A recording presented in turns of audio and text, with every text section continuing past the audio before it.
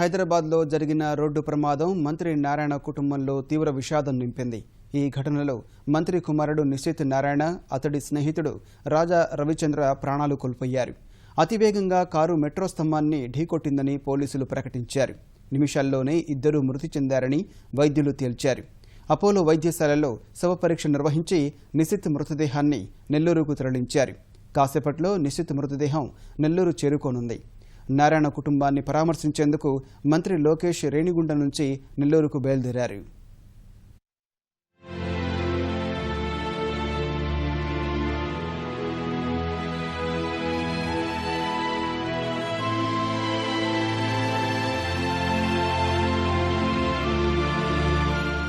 Hyderabad Jubilee Hills road number 36లో మంగళవారం అర్ధరాత్రి దాటిన తర్వాత మంత్రి నారాయణ కుమారుడు ప్రయాణిస్తున్న కారు ప్రమాదానికి గురైంది.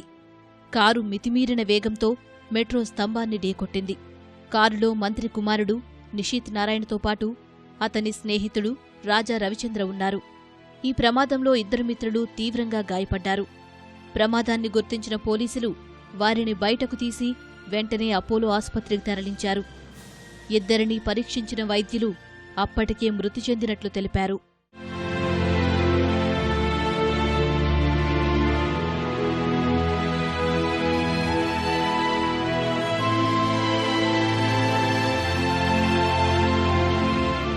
ప్రమాద సమయంలో కారు చాలా వేగంగా వెళుతోందని పోలీసులు వెల్లడించారు.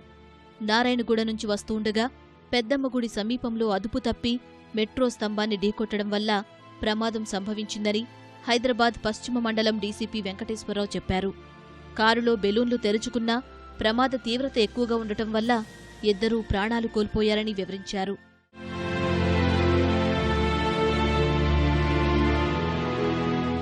అక్కడ కొద్ది టర్నింగ్ కూడా ఉంది. ఆ టర్నింగ్లో అంటే 2 పిల్లర్స్ ఉంటాయి. ఒకటి రోడ్డు డివైడర్, రోడ్డు మధ్యలో ఉంటే రెండో పిల్లరు ఫుట్పాత్ పైకి ఉంటుంది. మరి అతను స్పీడ్గా వచ్చి అతను కంట్రోల్ కాలేదు అనుకుంటాను. దానికి హిట్ చేయడం వలన అక్కడ మరి హెవీ స్పీడ్ తోటి హిట్ చేసినట్టు తెలుస్తూ ఉంది. ఆ కార్ కూడా బ్యాక్ సైడ్ రివర్స్గా రావడం జరిగింది. దాంతో అక్కడ స్పాట్లో ఈ ఇద్దరు కూడా అతని ఫ్రెండ్ వర్మ అండ్ ఇద్దరు కూడా చనిపోవడం జరిగింది. నిశిత్, రాజా రవిచంద్ర మృతదేహాలకు అపోలో వైద్య కళాశాలలో శవ పరీక్ష నిర్వహించారు. ప్రమాదం జరిగిన కొన్ని నిమిషాల్లోనే ఇద్దరూ ప్రాణాలు కోల్పోయారని వైద్యులు తేల్చారు. నిశిత్ డ్రైవింగ్ సీట్లో ఉండడం వల్ల స్టీరింగ్ గుండెకు బలంగా తాకిందని వెల్లడించారు. శరీరంలోని అవయవాలు బాగా దెబ్బతిన్నాయని తెలిపారు. గాయాలన్నీ కూడా ఇంటర్నల్గా మొత్తం ఆర్గన్స్లో రప్చర్ కావడం కానీ, బ్లీడింగ్స్, రక్తస్రావం చాలా ఎక్కువగా ఛాతిలో, పొట్టలో జరగడం, ఆ తర్వాత multiple fractures of the limbs కూడా, కాళ్ళు చేతులు కూడా ఫ్రాక్చర్ కావడం. అండ్ ఒకటి ఏంటి అంటే స్టర్నమ్ ఏదైతే స్టీరింగ్ వీల్ ఇంపాక్ట్ అంటామో ఆ ఫ్రాక్చరు ఈ అబ్బాయి నితీష్ అనేట ఆయనకు ఫ్రాక్చర్ ఉండింది. ఇన్స్టంటేనియస్గా రప్చర్ కావడంతో వెంటనే బ్లీడింగ్ జరిగి రక్తస్రావంతో చనిపోయింది విదిన్ మినిట్స్. శవ పరీక్ష పూర్తయిన వెంటనే నిశిత్ మృతదేహాన్ని మంత్రి నారాయణ స్వస్థలం నెల్లూరుకు తరలించారు. గురువారం ఉదయం అంత్యక్రియలు చేయడానికి ఏర్పాట్లు చేస్తున్నారు.